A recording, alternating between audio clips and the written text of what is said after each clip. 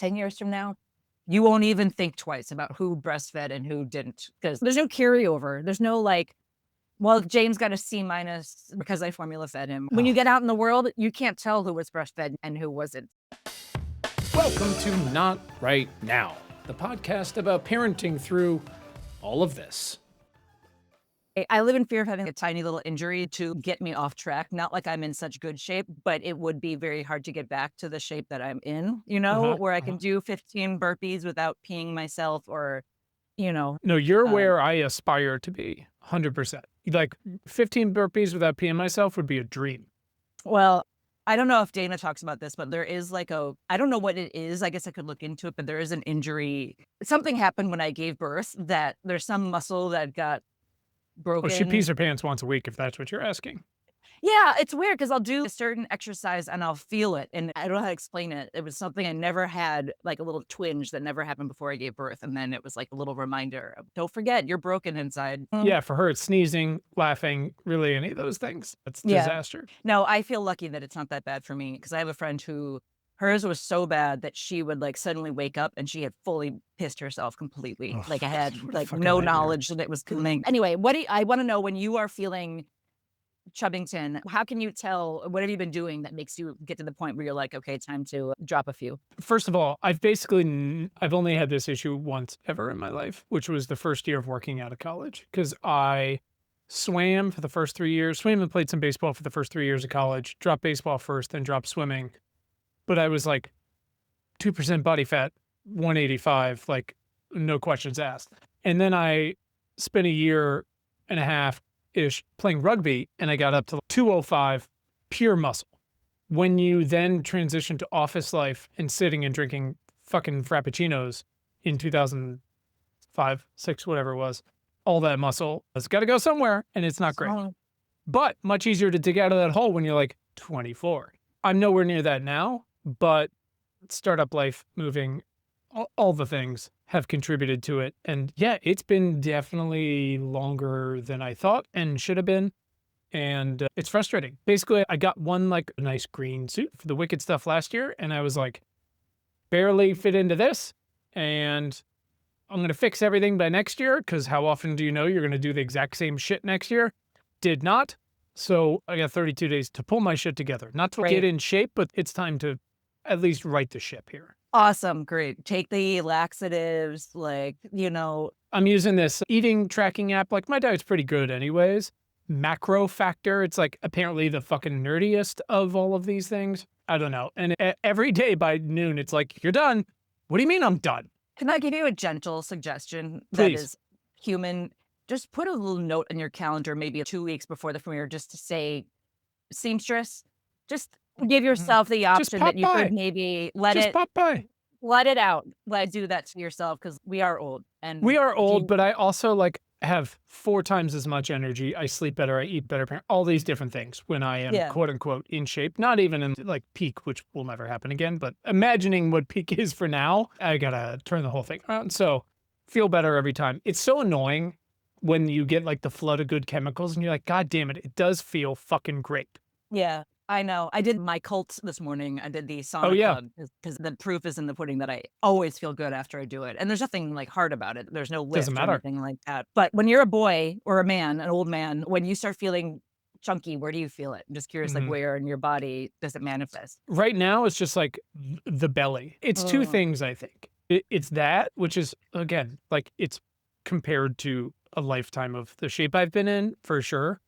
But it's also, I'm genuinely, I told a buddy this the other day, I think I'm probably weaker than I've been since I was like 16 or 17 years old, which is a long time. One, I've done less strength training of any kind over the past few years. But 2, as you know, and it's among some of the most solid research we have, as you get older, you lose muscle so much faster. And it becomes more important than ever to support your bones and stuff like that. So I can't just keep it on, can't just get away with basic shit. So yeah, gotta dial the whole thing back. I'm excited about it. I just need to stop interrupting it. And my final question, do you fuck with protein or like powders and anything like that? I try not to. Most of that shit's pretty fucking terrible in the sense that it's not regulated, And there's a few independent labs out there that will test these things. They'll buy them and just test them for a few different things. One, like, what is in it at all? Two, how does that measure up to what the label says is in it? And three, what else is in it? And what percentages are those? Because often it's one thing to be like, oh, this doesn't have as much omega-3s as it says it does. It's another when they're like, it is 2000% your daily vitamin C, which will fuck up your kidneys in a real way, you know? So the answer is I avoid most of that stuff. There are some plant-based protein shakes I do like. A company I've like an extremely small investor in from, I don't know, 6-7 years ago. OWYN, Only What You Need. And they're very clean. They've got powders and stuff too. I just do little refrigerated shakes. But there's not a lot of bullshit, if anything. They don't taste great, but that's because it doesn't have a bunch of stuff in it. Other than that, I really don't, you know? So, yeah, that's it.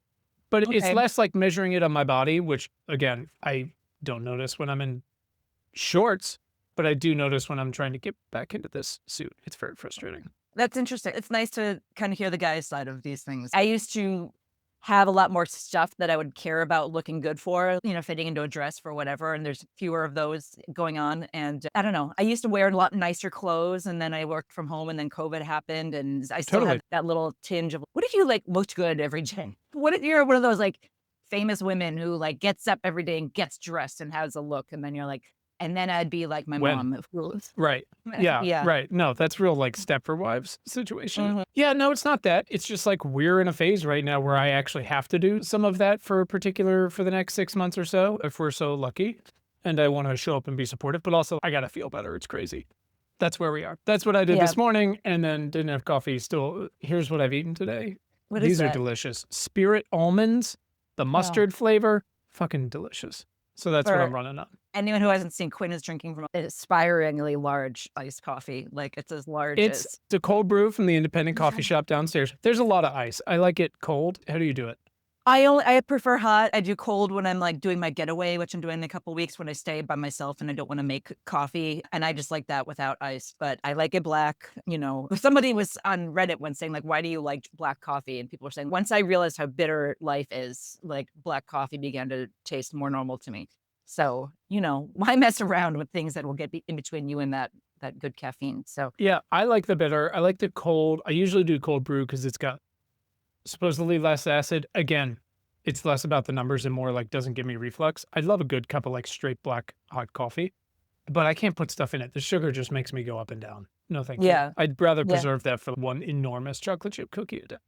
Yes. Oh God. Yes, indeed. Well, my thing right now is I did the concession stand for football. And then of course we had all of these leftover Rice Krispie treats and Oreos. And, you know, there's one side of your brain that I know these are all like the most processed food in the world, but also they are so good at making me want to eat it. And they're also fucking delicious. Yeah, it's Rice Krispie treat. God, Jesus Christ. I know. So I'm on a diet plan right now of mainly just not ordering and takeout and not eating those sweets, which is very modest, achievable. Yeah, but for a second, and we can dive completely into it if you want or not, but I think you have to give yourself those windows where you're like, you guys just went through some shit. You got to order fucking delivery and be like, sorry, that's it. Yeah. Oh, yeah. That's it. No, you know, it's bad though when you start losing your appetite or it stops sounding good, you know, and you're just like in the eating factory showing up for work. I get it, but you got to let yourself be there and you can't let yourself feel bad about it. It's like the seamstress thing. Like, it's fine to be like, okay, it's time to, let's shut it down and start over. Yeah. Well, Steve and I are going up for an anniversary on Saturday, and my main goal is like to have just an appetite. That's the other thing. Is like when you eat shitty so much, then the good food stops like being exciting because you've had everything. So, you know, I'm working my way towards that cheese plate, and that's my goal. It's going to be amazing. What anniversary? I think 17 or 16. We got married 2008. What year is it? I don't 16? What year? Is it 2026 yet? No, it's 2025. How many years is that? Too many. Where are you going? French restaurant, just for, I've been getting a sitter, nothing special. Great. Is this on par with your usual celebrations or something different, something less?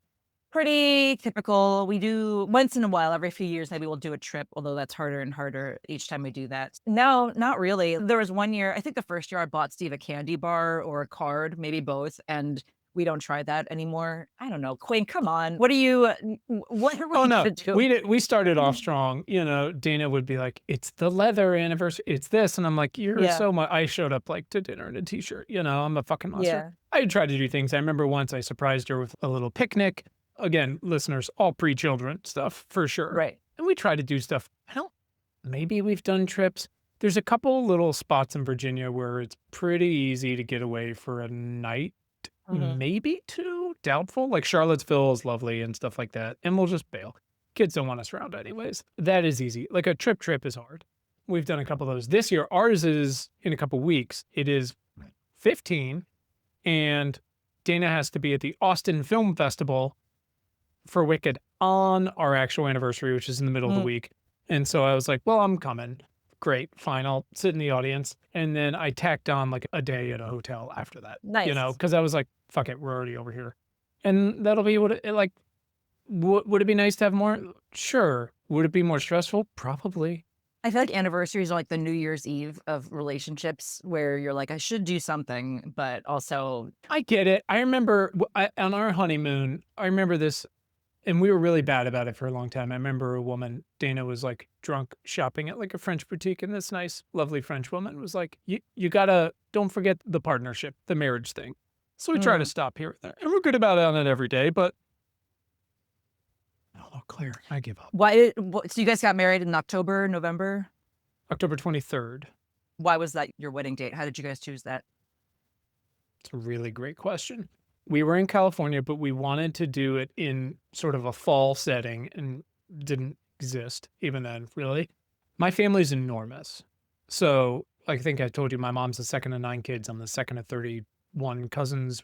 We're all pretty close.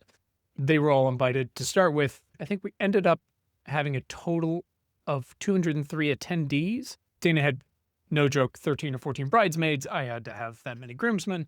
It was big, but it was really split between East Coast and West Coast. But I still had a couple living grandparents, and she had a couple sort of fake grandparents who were also on the East Coast who were like, fuck it, let's do it in Virginia. What does fall really look like? Days like today, it's incredible. But, you know, it's still the tail end of hurricane season and just rain and shit happens. And yeah, I don't know how we picked that specific date. It was late enough fall where you're like, it's going to look awesome out here. And we knew we wanted to do it outside and stuff like that. So... Oh, the other reason was we said no to a couple, so this does not include those. We were the 12th wedding we went to that year.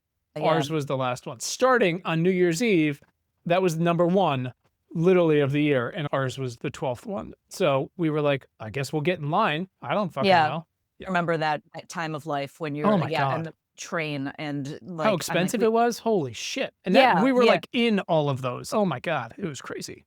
Yeah, and I remember how, God, I went to a wedding in Atlanta, outside Atlanta. It was on a plantation, so of course, already canceled. Same thing, like a million bridesmaids. And I thought this was really interesting. The wedding was the family is really wealthy and over like I expected. I'll just say I was really surprised. There was a very light on the food kind of wedding. And I don't know if that was like what are you doing? Everyone was so shit-faced. I remember like we went to the after party and I remember telling Steve, we need to go. I believe we were in like a shitty motel and we slept in separate beds that night because I was so drunk. I remember getting so drunk at the like rehearsal dinners often that the weddings would be so low key in comparison because you're like blew my wad. Yeah, no. I mean, look, everybody do their own thing. You want to have a full fucking communion, like best wishes, but we were like feed people, get them shit canned, have a great time. Our ceremony, I think, was 16 minutes, something like that, outside. We gave people drinks as they walked in, but also food. We were like, we're having the most incredible food. Our friend, one of the biggest supporters of all of my fucking work, my buddy Matt Poley runs this high-end catering company in Los Angeles, and they had just gotten it started, he and his previous business and life partner, and they were doing like high-end, all kinds of fancy stuff. It's called Heirloom LA. They're incredible, still going. And he was like, I'm going to cater your wedding. We're like, we're doing it in Virginia. And he was like, I know, I'm going to drive a fucking truck there and I'm going to cater it. I was like, we're doing it on like Jamestown Island in the middle of nowhere, which again, semi-canceled, fair. And he's like, no, I'm going to do it. We're like, okay. And he figured it out. It was fucking incredible. We were just like, no, you got to have the good food and stuff, but then you got to get to the party. But people have to eat. You want to get shit canned, that's great. But you got to feed people. That was our... How many of those bridesmaids and groomsmen are close to you? We're going to open up a picture here and we're going to go down the list. We're going to name names. No, I'm kidding. What about you? You answer while I'm looking at it, because I got so many people I got to go through here. Well, it's kind of funny because, like, when I got married, I had just gone through a difficult friendship breakup where I'm not going to go into details, but I was demoted from Please. someone's wedding. I was then like, I was doing that thing where you're like, well, I don't give a shit. I'm a cool bride. Who gives a, and of course, the answer is you do give a shit. But I had 3 bridesmaids total, including my maid of honor. And I only talked to one of them still after this point. Like, so Okay. I'm not like proud of that, but it's just interesting that at that time of your life, you care so much and everyone has to dress and you pay for their nails and their makeup and whatever, and you care about their shoes and their dress.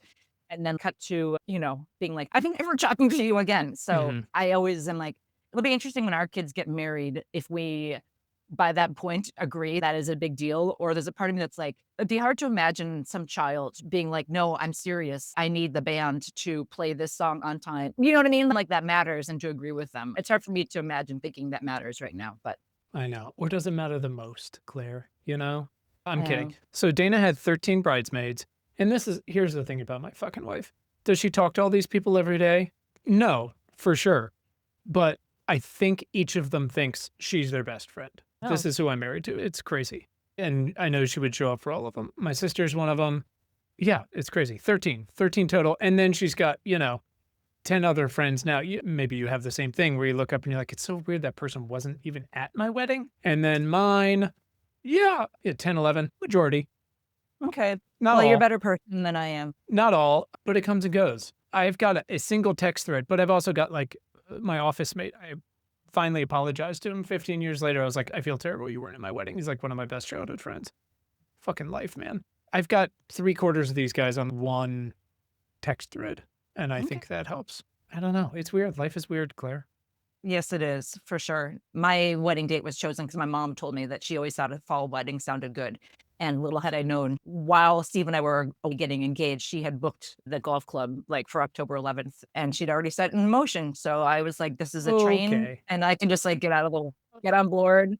That's the thing. You can fight it, and now I know me, I'd be like, best wishes, don't care.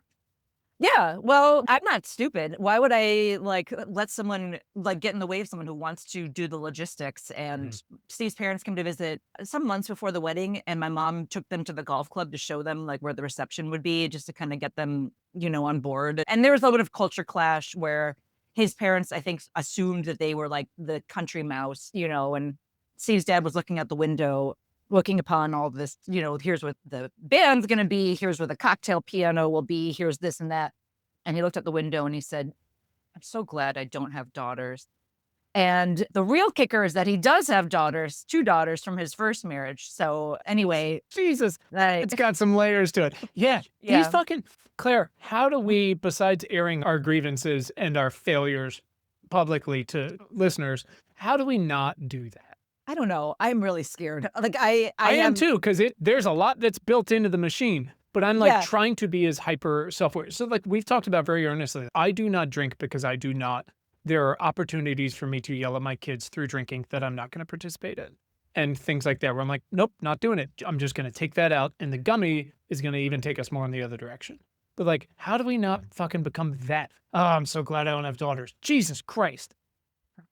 I don't know. I really don't know. And I think about this ahead of time. It's just funny because Steve and I have talked about this for forever about how mothers are to sons-in-law and vice versa. And I already give myself pep talks. Just stay out of the way. Don't give any opinions. Just be happy she's there, assuming that there is anyone, let alone a she. I don't want to be that person that I'm scared of being, but I want to be fun. But who doesn't, right? Also, at the same time, who doesn't want to be fun?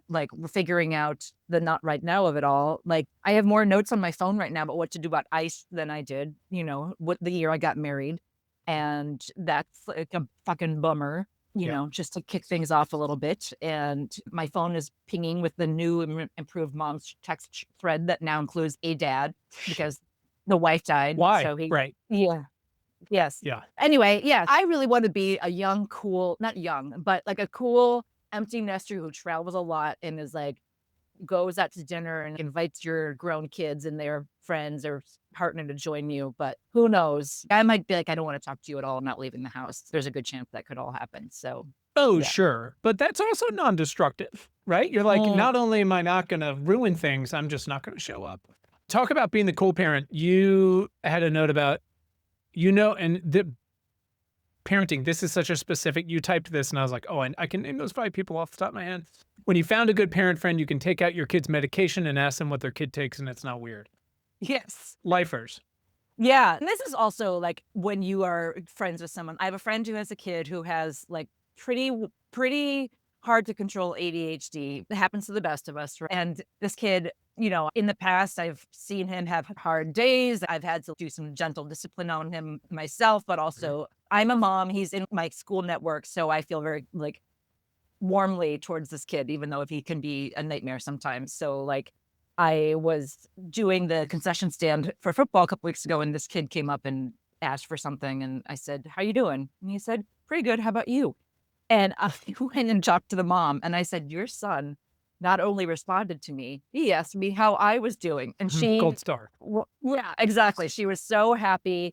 Anyway, yeah, at our other football game last week, I took out James's stay asleep pills, and I asked her, I was like, "Do you guys take this?" And she's like, "Oh, we've taken clonidine. We've been through that." She's like, "Now we take guanfacine." And yeah, it's just great to not worry at all about you to give your kid a pill or what, or aren't you embarrassed or anything like that. So, also this lady beat cancer. So I'm sure she gives 0 fucks about, what happens medical wise. You got to do what you got to do. But yes, You gotta do what you indeed. gotta do. Like, I don't want my kid to get yelled at more than he has earned, like Right. baseline earned, in which case, please parent my child. Like I say to everyone in our community here, I'm like, they're yours as well. So, Yeah. do as you will. Yeah. No, I love passing on compliments when a boy, especially, sorry but when a boy does, there was this kid who came over. We were doing they shut down the busy street outside our house once a year where I Because live. it's a war zone. It is a war zone, but it's like if you live in Chicago, there's a famous thing called Bike the Drive, where they shut down Lakeshore Drive for a couple hours and people can ride their bikes up and down. And this is called Bike the Ridge. It's very similar. And so Steve likes to sit out with donuts for people who come by. And Paul has this friend who came by, and he's sort of known for being a mooch. And he was like, "I'm going to be your first customer," but then said, "Can I help you set up?" And I was so fucking touched. I've known this kid for so long. I've wiped his ass. And I immediately went to my phone and said, "Your son just offered to help me." I mean, truly, it is like a yes right now. It is always a good time to tell another parent that their kid has done like the smallest thing. And what is the quote about being nice? Like it doesn't cost you anything, right? Because the look every time the look on the parents' faces is fucking shock and relief. And then like pride. But you got to go through shock and relief first because you're like, what is this person going to fucking say right now? And it's great. Just do it. Just do it. Right. Not The that it stakes are happens so very often. low. The stakes are so Like, low. I have been more proud of the time that my friend told me that my son offered to help her unload the groceries than, when he was on the honor roll. Because one of those to me matters a lot more. And to hear him be good when I wasn't watching is What very segue to talking about grades. Look at you. You're fucking nailing it. No, fully. I mean, I cared so much about my fucking sports and social standing and all this. And I was very smart and applied myself very little and, barely graduated fucking college for no one's fault but my own 1000%. But had the stress and anxiety. Dana, overachiever type A, had to do it. Was the full what's the Saved by the Bell? Who's the one who did the caffeine Jesse. pills? Jesse Yeah. said that was Dana's entire high school and college, Yes. And do we want our children to quote unquote do well? Are they privileged to be able to do whatever this and this? But we are really trying to consciously every day back off the fucking stress train about grade stuff. And they're doing fine. And they can talk about tutors or whatever. We can help however we can, but I'm not trying to make it worse, man. I would so much rather get the text that they help set up a fucking donut stand. Yeah. Well, my kid's school is very stringent with the grades and they grade hard. And so we got a special email saying that one of our kids was getting a C- in social studies. And just to go back in time, maybe Dana was the same. I remember the night we got a phone call at home. I was probably around 5th or 6th grade from the math teacher telling my parents that I was getting a D in math. And that was like heretofore the 9/11 of my life. Like at that moment in time, like I remember crying and the devastation and the shame. Was that all self-induced or was that brought on by parents as well? Both. Okay. My parents definitely wanted me to do, they were definitely like, why'd you get a B plus kind of parents, B plus is not good.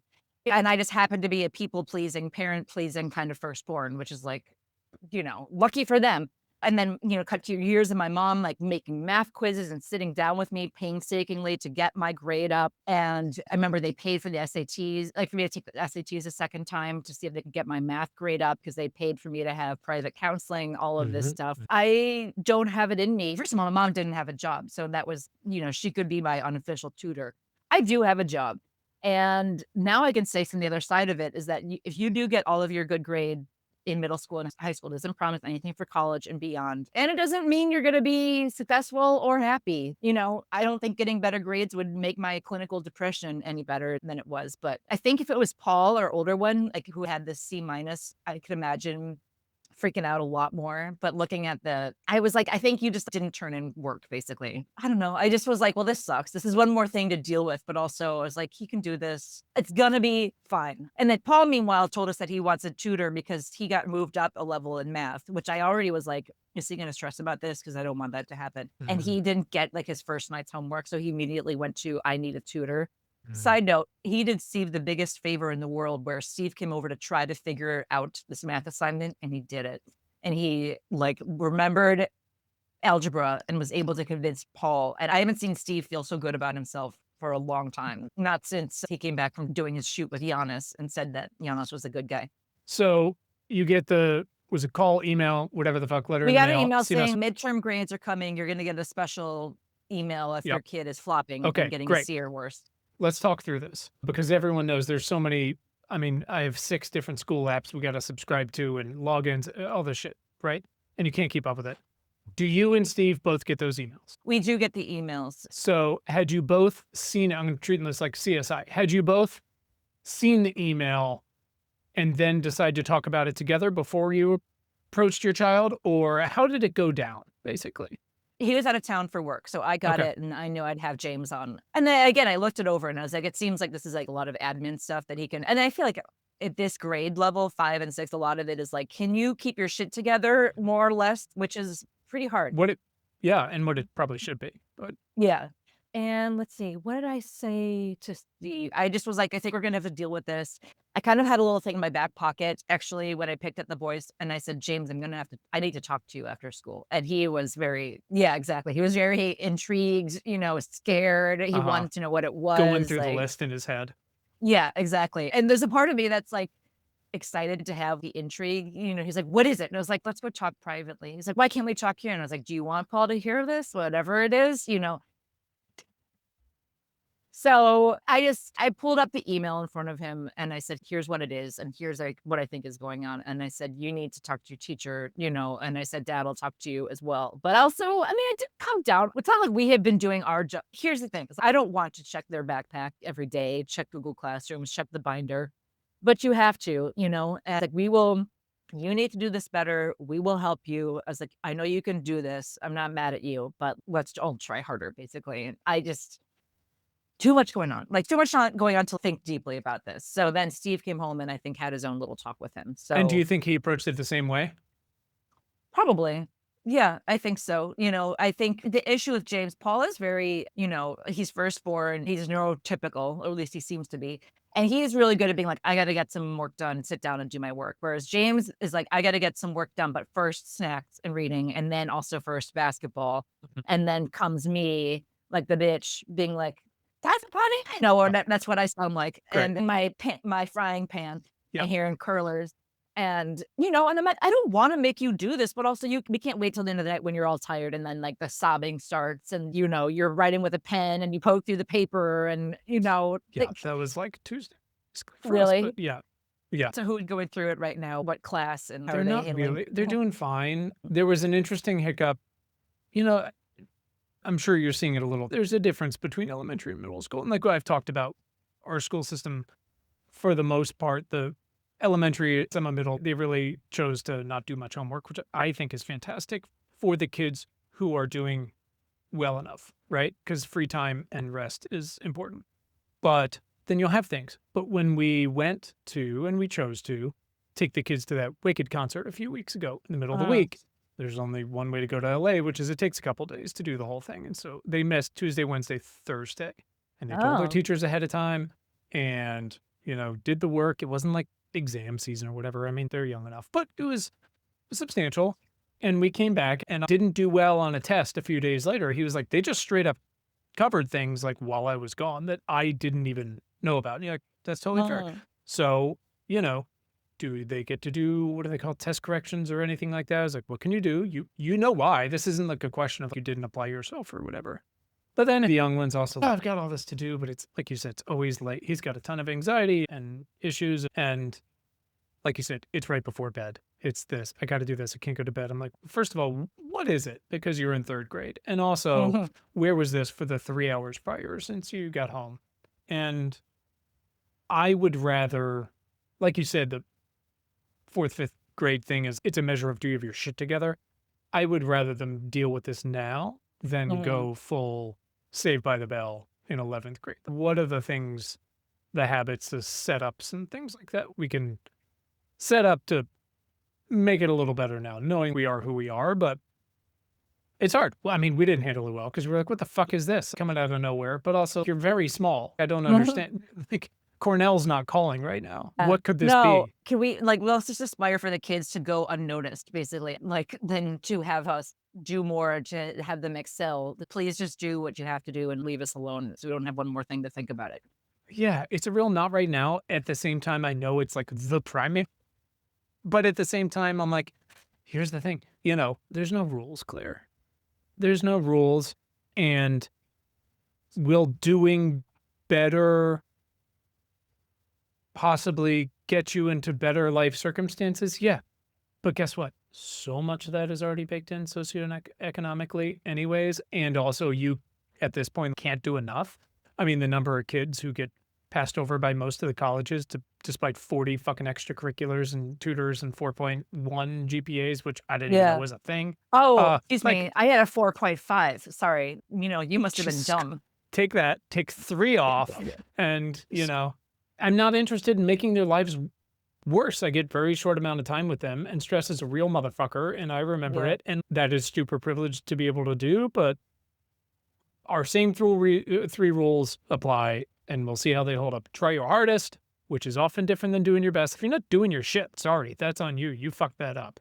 Be a good teammate, which in the classroom is help your fucking teacher and help other kids and don't disrupt everything as much as you can. And have fun with it. Well, I really hope not to get in the slipstream of it all, but I also know I have enough experience now to know it's possible. Because we were talking with some friends who have older kids, and they were talking about hiring the college counselors who help them apply. And you want to say, why is the high school counselor, the free one that you get, not sufficient? But I also know what it's like where you get into a slipstream and suddenly you start caring a lot more. But also, it's crazy the things you forget. I was just having a phone call with a woman who has a 3-month-old. And she wants to write something for Witches about how this lady chose not to breastfeed, which is something close to my heart because I was the same way. But I was like, you would not believe it will take your breath away how 10 years from now, you won't even think twice about who breastfed and who didn't. Because there's no carryover. There's no well, James got a C minus, because I formula fed him. When you get out in the world, you can't tell who was breastfed and who wasn't. But at the time, you're like, everyone's thinking about it. Everyone cares. My decisions make it so. So we'll see. I hope I can have some perspective by the time Paul is like a junior in high school, but I also know there's a good chance that I might lose my shit and start caring very much. But it's, again, the screen time thing where everything has been put on the children and the parents against like these enormous hyper-object forces. There was a report the other day. It said Virginia's 4th in student debt per capita. And because we're such a government-heavy state, both through the armed forces, but also just being, south of D.C. and so many people live here, and because the areas south of D.C. are very expensive to live in, Alexandria, all those kind of places, it's pretty overwhelming. And those are a lot of people who were in the past 20 years, like forced into the system where they're not going to pay, to be clear, like they're just actually not going to pay it off. And it doesn't really matter what job you get. And some of them are just like, well, I guess that's part of my life. And some of them have parents who've helped and some of them don't, or they can't help enough or whatever the fuck. Again, it's like the thing where you're going, I think the system is just broken. This is not ideal for most people. It's like we were at the batting cage and our 9-year-old was whiffing on a bunch of pitches. And I said, He was very upset, of course. I'm terrible, this and that. And I said, let me stop you. And this isn't like a system's built against you, but it's the same source statistic where I said, so you know, the best hitters of all time missed the single best season of all time, 4-0 season. He got out 6 out of 10 times. And he was like, well, that can't be right. I'm like, it's 150 years of statistics. The last highest batting average, I think, was Nomar Garskiparr, went 372, right? In fucking 2003 or some shit. Sorry, you are not going to hit 2 out of 3 of these. No questions asked. But that's also just where we are with like fucking college and all this stuff. It almost doesn't matter. Yes, there are enormous socioeconomic privileges to be able to even consider tutors or whatever it might be, but it's just fucked. Well, one thing, first of all, the batting cages are extremely fraught because you are conscious of like how bad you're doing. And you're like, how could I fuck this up? And I paid money to fail this badly in front of everyone. I made the effort. I came here. Other people are waiting in line. They're watching. I'll do this all day. Yeah, Paul hates it too. And so I get it. But yeah, Northwestern, I guess, lost 1 ranking spot. So now it's below University of Chicago. And I was just thinking, I was like, will there be people who graduate this year who like get a worse job because Northwestern, slipped 1, or does it possibly not Nothing fucking matters. Nothing fucking matters. Like I don't know. It's crazy. It's frustrating. Does that mean like you can opt out of it entirely? No, but our 12-year-olds getting really into music.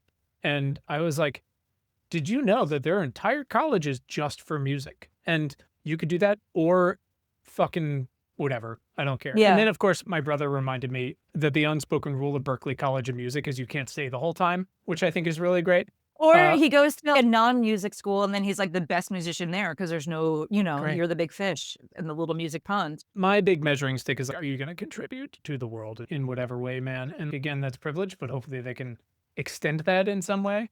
What's the Toni Morrison? The function of freedom is to free someone else. Anyways, that's my rant. It's just incredibly frustrating. Okay, 2 quick things about trying to be a good guy with the not right now of it all. Where is ICE and all that in the National Guard in DC? Are you seeing that shit? Is that any of that in your life? Are you like top of mind? Do you have an action plan, or that's not something that is going on near you at all? Yes. We're south enough to DC. We don't see the National Guard there. I'm sure, we're about to have an absolutely enormous election also in about 24 days or something like that. That will be not just like a symbolic bellwether of how people are reacting, but also can we enshrine reproductive rights and same-sex marriage into our fucking constitution? But also literally, can we just protect folks more? My personal story about that super privileged version was literally the folks doing my landscaping didn't show up, and I called and they were like, yeah, 3/4 of our guys got taken off the job. It was like a month ago. Just pulled up, taken off, goodbye, in fucking Williamsburg, Virginia. I think a bunch of them were able to come back. I mean, it was so, what's the quote from Clue where she's like the flames coming out of the side of my face? Flames on the side of my face. Yeah, I feel that every day, and good, let it drive me.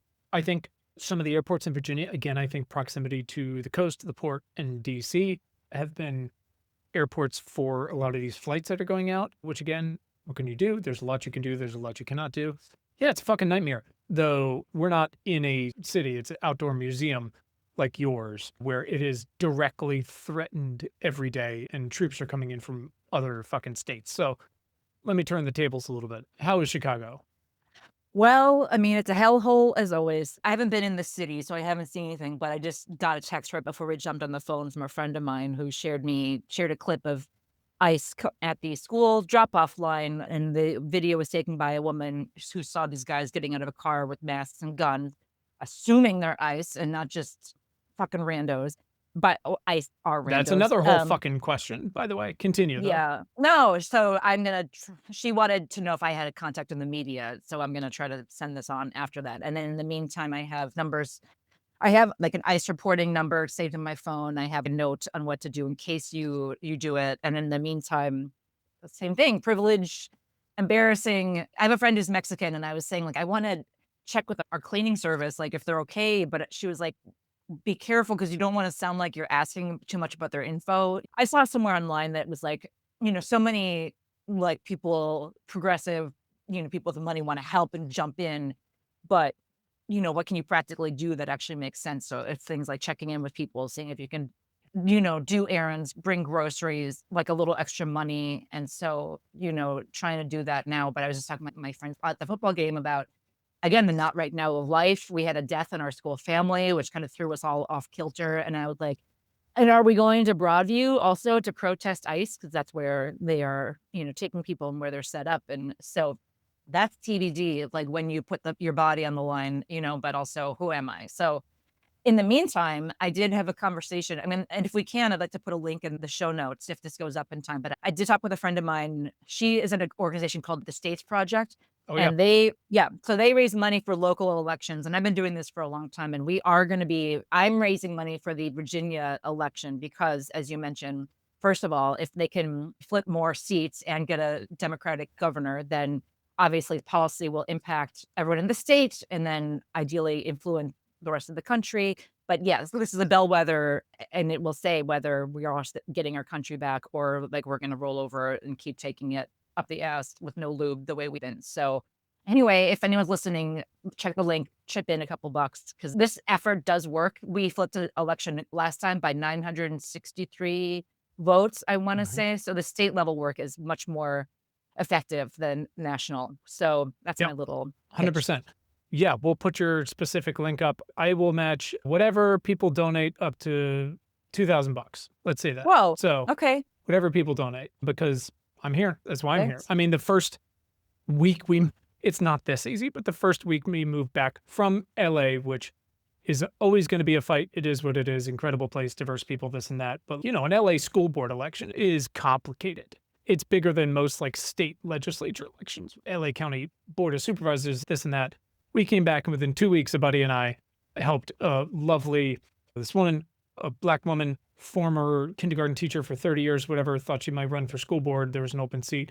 And we just helped get her elected. And we were like, well, that was fucking easy. It was, but it wasn't. But the point is, like you're saying, and, we're making a big deal of it in the rest of our work, but the state and local stuff goes so far. You can feel like a fucking kingmaker with this stuff. So it's really important. And am I annoyed sometimes that a lot of times that Virginia has these off-year insane elections? Yes. But sometimes it helps to have the spotlight. And yeah, we get 24 days to, again, not just be this symbolic thing, but also to be like, I'm going back to what you said, and I've been hesitating to ask, but ICE showing up at like school drop-off lines, again, the flames coming out of my face. Like when I read the article about the paratroopers coming to the Chicago building and taking kids. And I'm like, I'm just so angry all the time.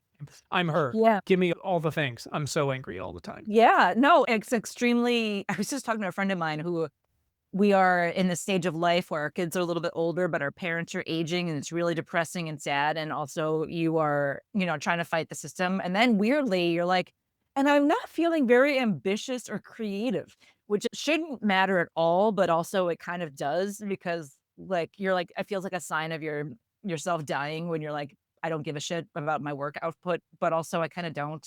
Is that okay? I don't know. There's babies, getting kidnapped. So who gives a shit about whether I write another paragraph ever again? Nobody fucking cares. Here's the thing. Like, I care, of course, but I'm also starting to see as a little bit old me where I'm just like, I don't give zero fucks. I don't give zero fucks. I can't, the idea of them showing up at like a bus stop. Yeah. Well, and that's the thing though. It's very hard to because anger feels productive. But not real. Like I have a friend a friend of mine has the kindest heart, and she actually in her spare time facilitates a caregiving group for her church. So people can come on Zoom and talk about their experiences. Like it's really, but she sent me an Instagram from a friend of hers who was like, I'm showing up every morning to walk these kids to school so they don't get kidnapped for ICE. And this woman was like, on Instagram was like, what are you doing? I'm doing like, yeah. So my just friend. Stop right there. Yeah. Yeah. No, I just meant lady. She can stop right there. Thank you for showing up. But. So my friend was like, she's like, why is this annoying me so much? And she was like really going through like, this woman's doing good work. Why is it bugging me? And I was like, because it's performative. And because we are in such a state right now where it's easier to be mad at someone who agrees with you, and is slightly off path than, because it's harder to find. You can't yell at Donald Trump in his face or Kristi Noem in what passes for her face. And, but we all have really heightened emotions. So we were texting about this last week. The mother of one of my son's classmates died, which was incredibly sad. And obviously, sorry, I don't have good words to describe human. But in response to it, in trying to do something, which is very normal, like the boy mom text thread was blowing up with all of these logistics and it meant well, but I had this emotion of getting annoyed by It felt like it was not productive, like it was didn't have big picture in mind. But then I was like, why am I annoyed? Like, why am I such an asshole that I like go to this negative view instead of saying what a wonderful community we have where everyone's jumping in and trying to help. But all I'm saying is I think our emotions are miscalibrated at this time. So yeah, the rage is there. Everybody is fucked so many different ways right now. And obviously so many fucked more than others. Of course. There's a lot of truths here, which is like everyone feels pulled in 10,000 different directions, which is what we all thought in like 2017. It's so much worse, right? In so many different ways. Just the burnout and the exhaustion and the inequality, like all these different things. You know, the fucking screens with the paratroopers and all this. There's so much different disinformation on purpose about what you can do and what you can't do and what's true and what's not to children and adults, which then you have to help the children try to fucking rectify. It never fucking stops. Then there's the people who are showing up every day. This woman walking kids to the bus stop. Fuck yeah, every day. That's not hard. It doesn't cost you anything. Just fucking do it. Do you have to then yell at other people? No. But there's a really great JFK quote I'm remembering about, you know, silence and neutrality isn't going to help either. And there's an author I really love, and I'm going to talk about this in our Yes right now. His name is Clint Smith. He's a fantastic writer, and he wrote a book a few years ago about how we talk about slavery throughout the South called How the Word is Passed. And they just came out with he worked with a woman, I'm totally forgetting, Sonia, I'll put it in the show notes. They just came out with a young readers edition, literally last week. I bought 20 copies, giving them out to schools, because it's really important these kids understand it, right? Not just that it happened, obviously, but how we talk. But Clint also writes for The Atlantic, and he wrote a post a few years ago, 2022, 23, where he visited Germany, because it was after How the Word is Passed. And he talked about, he wanted to understand how they still, both over the past 80 years, but still now, actively remember both the Holocaust and the many roles Germans played in it. One of which is, and it's been recorded 1,000 times, but he talks very eloquently, the neighbors who watched people get marched off. They didn't march people off, right? They didn't phone them in. They didn't do any of that stuff. But they did look out the window and watch them get marched off. And you can say that's not a very apt comparison, but when there's paratroopers coming into Chicago fucking apartment buildings to take kids from their moms or moms from their kids, pick your fucking poison, we're now in the same territory. And so I would put it this way. Now, this is what I used to do obnoxiously to a lot of people, but look where we are now, to people in LA who were fine and didn't show up for things. And now here we are. You know, if you're showing. So if the lady who walks people to the fucking watch children to their bus stop, which should be a very safe place, if it's bothering you that she's yelling at you, it might just be because it does seem performative. And I get that. But I think you also know if you're showing up. And by the way, we built a whole app so that if you are only comfortable showing up in your sweatpants at midnight by donating to one of these rigorously researched places where other people do show up with their bodies because they can or they're able or whatever it is, fine. I don't fucking care. If you're doing it for a tax credit, I don't fucking care because we'll take it. We'll take the dough, you know? Yeah. But I think we're at the point where, again, it's like my rule to my kids, try your hardest. You know if you're showing up in this moment. And good news, you can go to whatcanido.earth or you can go to Claire's link and contribute and fucking show up. And you can either do that privately or publicly, but you know, and it doesn't take a lot because there's bus stops throughout the fucking country where you can just show up and be like, I'm just hanging out. I'm having my coffee and I'm going to talk to some parents or parents who can't be there because they're working hourly jobs and they got to be there at 6 a.m. Well, I was telling my friend, I was like, I think part of what's maybe would be take the sting off this messaging is if the woman said, join me. That's how you can do this. And by the way, I also understand why she's angry. Do you need to do it? No. Did it help some people? Maybe. But yes, the words join me would be great. Find a bus stop near you. It's not complicated. Look down the fucking street.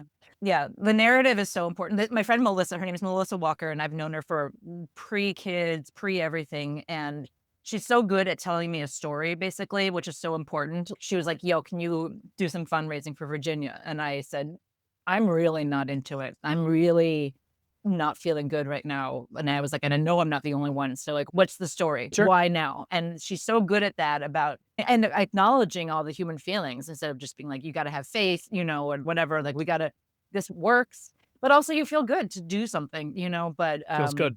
And again, it yeah. doesn't really matter. That's why, we have, again, not to keep pimping it, but that's the part that we sometimes bring into this show, not very often, but we sometimes do, sometimes indirectly.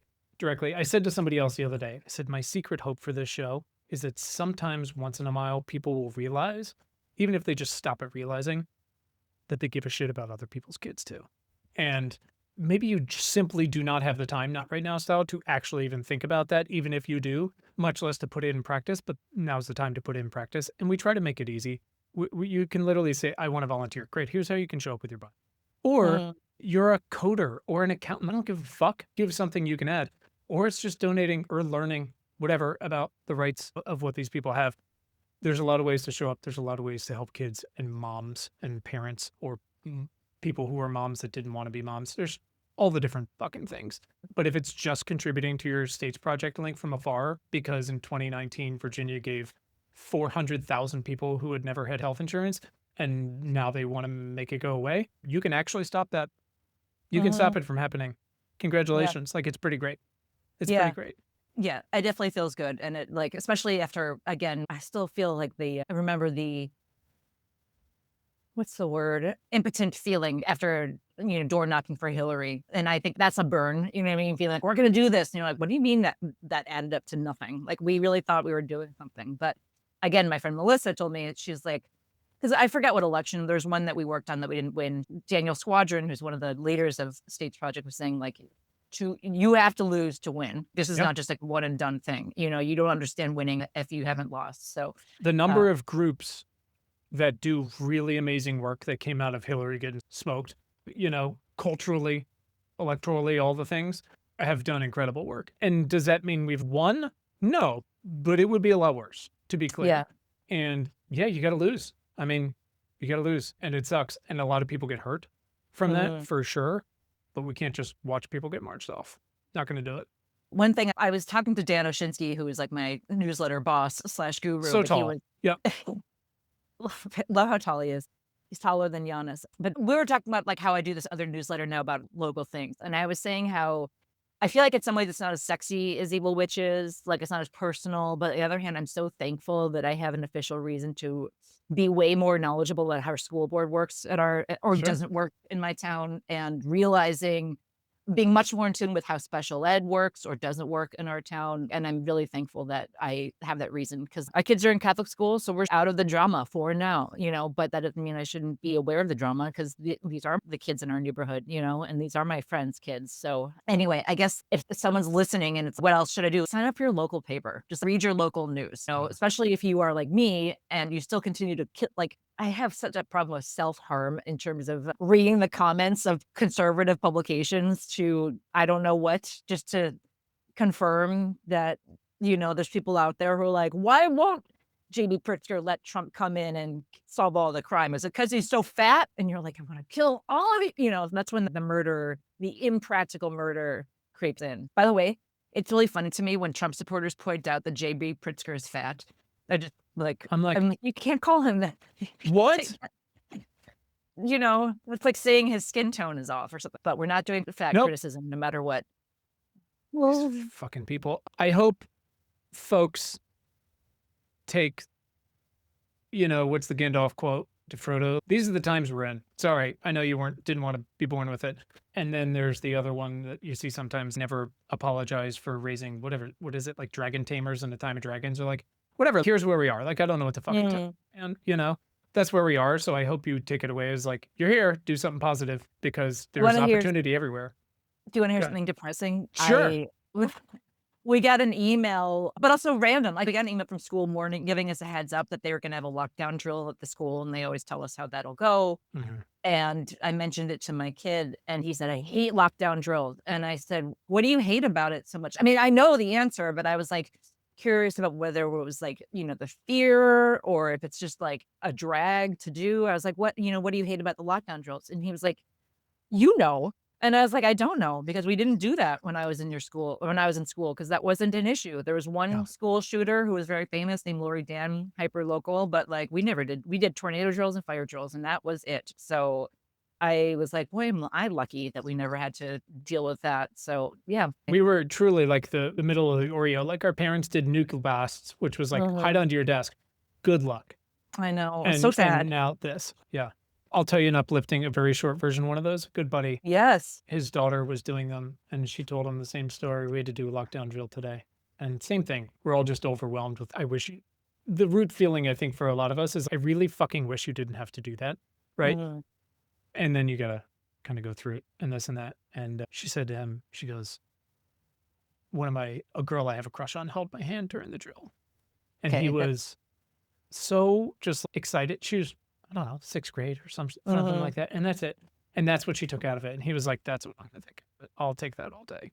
The boners we had along the way. The boners we had along the way. Anyways, well, great. This is a great one. You apparently had a victory over fake spiderwebs. Claire, what are you going to be for Halloween before we get out of here? Oh, I have a poncho that is actually I have a poncho that is like spooky, so I'll probably wear that. I was thinking about dressing as one of my kids for Halloween, actually, and just wearing like a stained hoodie and pajama pants and dirty Crocs and seeing if that'll fly at all. But yeah, as you know, we got TP'd recently, which we asked for, and we're still picking up the paper. And Steve loves decorating for Halloween.